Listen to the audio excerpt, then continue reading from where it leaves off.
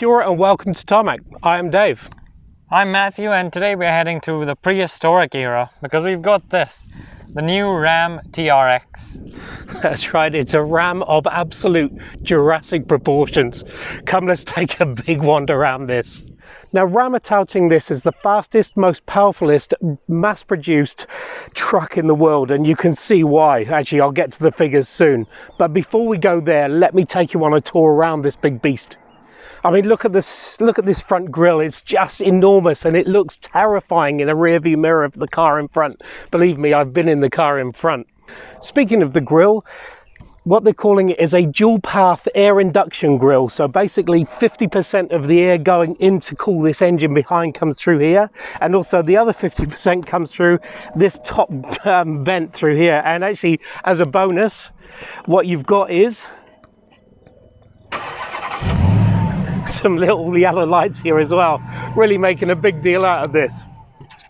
The width is just great and massive, and also look at these lights, they're just really powerful going through, and some tow hooks here. It really is a substantial beast up front. Look, we already know that the Ram 1500 is a big beast, but the TRX is made even more so, particularly with these flared, well, composite flared arches, both front and rear, just giving it more substantial size. And they in turn cover, look at the size of these 35-inch wheels, or tires basically. So just ready to conquer the world and climb over anything you want. And behind them, 2.6-inch Blistine black hooks that are basically there to monitor all the terrain that's below. And round the rear, you've got a Dyna 60 rear axle. Just amazing. Look at this massive running board, making sure that you can climb up, because you're going to need to climb up to get anywhere near inside. God, let's look round the rear. In actual fact, the rear is not too dissimilar from what you've already seen on the 1500, apart from obviously it does have these flared arches, which has the TRX badging on it. A little bit of actually fake venting around here, 4x4 badge, your TRX badging down here, a couple of tow hooks here to make sure you can get out, well, to tow things out of trouble, and a tow bar, which basically gives you the 3.5 ton towing, which is what basically this vehicle goes for. Now let's go under the bonnet and see what's under there. That is different. A 6.2 litre supercharged Hemi V8 that basically gives you 523 kilowatts of power, 882 newton meters of torque, and a 0 to 100 time of 4.5 seconds. That's 2.5 tons going at 0 to 100 in 4.5 seconds. It's massive. And all along the time, you get to hear this beautiful whine of a beautiful supercharger, or such a powerful supercharger. It's amazing. Speaking of things that whine a lot, Matthew's inside and he'll show you what's going on in there. Hey, I don't whine. Well, maybe I do actually, but if you've got whiny passengers in this Ram, it's not a problem, because apart from the engine, you also have a 19-speaker Hammer & Caton audio system to drown out any noisy passengers in here. The perfect remedy for that sort of thing on a road trip. Speaking of a road trip, you want some comfort, and this Ram has got all of it, frankly. You've got leather seats all around, front and rear. Everyone's got heated and ventilated seats, again, front and rear. Extremely comfortable, well bolstered, and lovely sort of leather, which is trimmed in different colors too, with some contrast stitching. The same sort of contrast stitching extends across the dash over there. Just look how far I have to reach to get to the passenger side. It's just incredible, the width of this car. In terms of storage spaces, well, it's got you covered even more so. So you've got massive door bins there, secondary door bins above.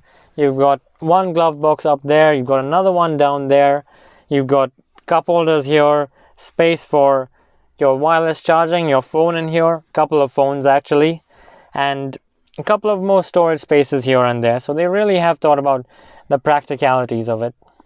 However, the coolest thing is arguably underneath here. Firstly, it says TRX on it, and there's a plate telling you how much horsepower you have, and the engine size as well as the supercharger size, and of course the VIN number. So that's a pretty cool talking point there. Pop it up once and you get a storage space there lined in felt, probably for tablets and delicate sort of things. The second one you pop up actually is really cool because it's got a chart here and it's got a scale diagram down the bottom there, and what this tells you is various conversion things and stuff that takes you back to school. But the one on the bottom is really cool because it shows you the scale between a human, a RAM TRX, a Velociraptor, and an actual T-Rex. And believe me, there's quite a difference in size. I really love the little sort of Easter eggs, if you like, that you can find all around the cabin, just like that. Now, there's a lot to process with this infotainment screen here, so let me take you through step by step. On either sides there, so left and right, you've got your air conditioning controls, your temperatures for dual zone, fan speed, and all that sort of stuff. On the main screen here, this is the home, so it's split up into your navigation, your audio input, and then your phone connectivity. But really what's unique with this TRX is this over here. So this RAM icon, if I press that, it takes me into several different options relating to this car. The main one really is this, the dashboard. From there you can go into the performance pages, the drive modes, and the race options. So if I start with performance pages, this actually shows you your drag times, your 0 to 100 times, what speed you hit at particular distances, and then your braking as well from 100 to 0 or whatever you want. You can actually take a screenshot of this too to show your friends if they think you're bluffing. If you thought that's cool, well, you can go through and see the different gauges there. The really cool thing obviously is your oils and battery and air and all of that stuff. And then you've got a dyno here, which shows you the revs and the power. You've got a G-force meter there, as well as a pitch and roll meter for when you're taking it off-road. And lastly, vehicle dynamics for a bit more about the suspension and then how the gearbox is operating and stuff like that. So plenty going on over there. If I go back to the main vehicle screen, the next one over is drive modes. And if I click on that, it shows you 8 different drive modes available. So you have Sport, Tow, Snow, and Auto. And if I click through each one, it changes various configurations regarding the drivetrain and the suspension and all that stuff. As on the other side, there's a custom, mud, sand, rock, and there's Baja as well. There is really a lot to go through and customize with this RAM TRX. It's an incredible amount of playfulness there. In front of the driver here, you have a mix of both digital and analog gauges. So on the right, you've got your speed and your petrol as well, which is a needle that drops rather quickly. On the left side, you've got your rev counter and your temperature. And in the middle there, you've got a few different digital screens. The big central one, well, it's got a couple of different displays.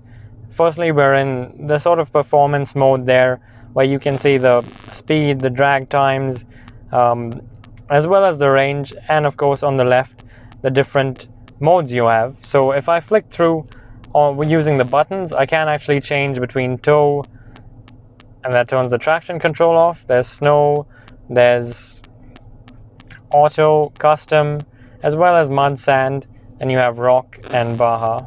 Then lastly, sport. So there is a way for you to flick through without using the central infotainment screen. And again, the animation over there just lets you know which mode you're in. The other cool thing with the central screen that I really like actually is the odometer on the bottom, which has got a traditional sort of look to it, where the numbers tick over, just like in the old movies, you know, proper American style. That central screen, well, you can actually change what it shows using buttons on the steering wheel.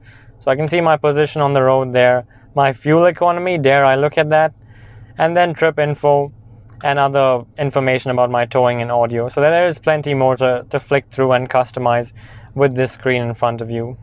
Well, you just saw all the different modes, and both Dave and I talking lots about the figures that this car can put out. Well, the biggest test of that is how it does on the road. So let's go and do that. So to quote something from Jurassic Park, it starts off with all oohs and ahs, and then all of a sudden it turns into running and screaming. And that's exactly what this launch control is about, or is how I feel it is, which is essentially a case of putting it in sport, putting on the launch control, it will say apply brake pressure, for which you put down lots, and then it will start to do its calculations and stuff, and then you just push together all your launch control speeds and away you go. You're never ever going to get tired of that, I'm telling you. It's so ridiculously fast, and also made even more ridiculous because of the fact that this thing weighs 2.5 tons. It's just, I don't know, physics defying. It's just hilarious. As you would have just seen, it shifts its weight so quickly thanks to that 6.2 liter supercharged engine. And even that supercharger, according to this little screwed in plate here, is about 2.4 liters nearly. So when you're talking about the forced induction unit that's bigger than most cars' engines, well, you know it's got some serious power behind it. And the funny thing is just that whine. You can just hear it each time. It whines, it whines. I tell you, it whines more than an Englishman whining about the fact that they're kicked out of the World Cup thanks to the ref, or the poor decisions of the ref. I can say that, you know. But it's just, it just makes you just want to keep doing that stuff and I mean, there's more to this vehicle than this engine, but boy, that is a big talking point. It's just as well that you have the leather and all the comfortable bits, because you're gonna need it when you're being sort of thrown into the back of your seat and you're at the mercy of the driver. Wow.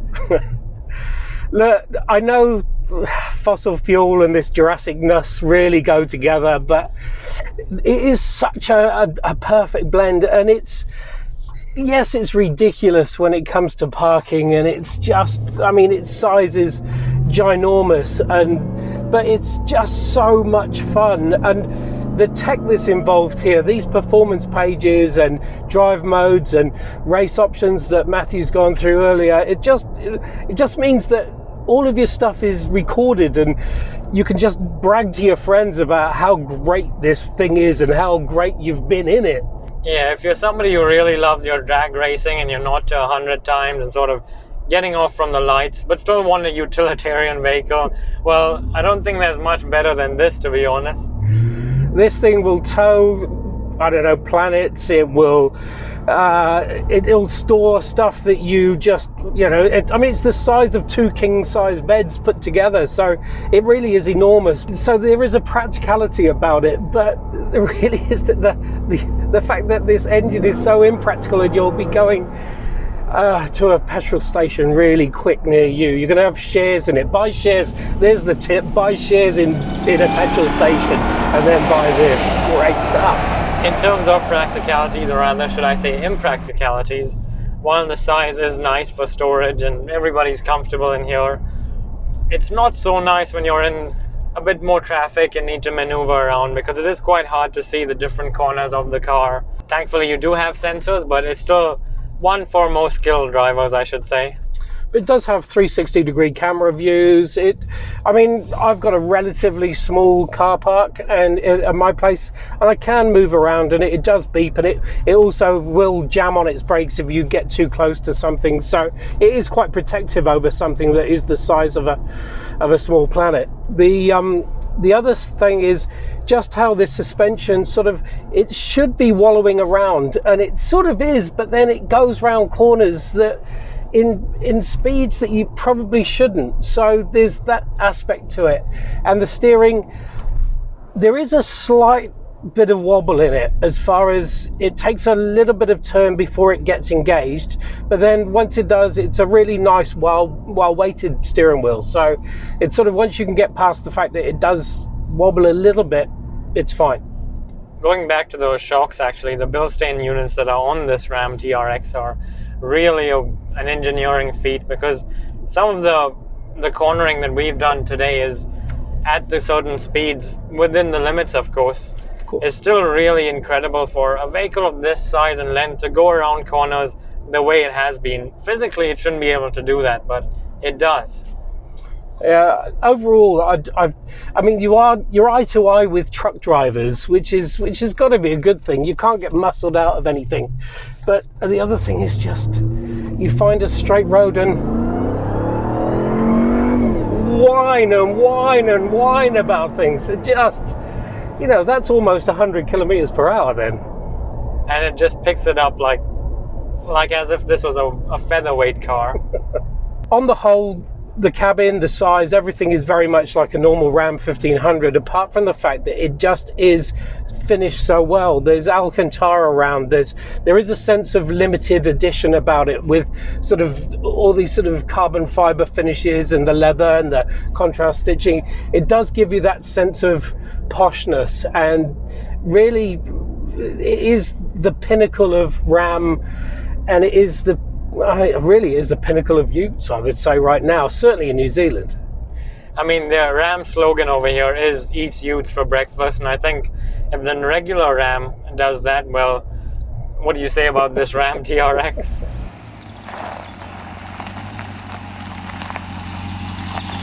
So there you have it, the new Ram 1500 TRX. It is a limited edition monster, and monster really just sums it up. It's enormous, both in size and also under that bonnet. And just that that whine from the supercharger is worth buying this vehicle there and then.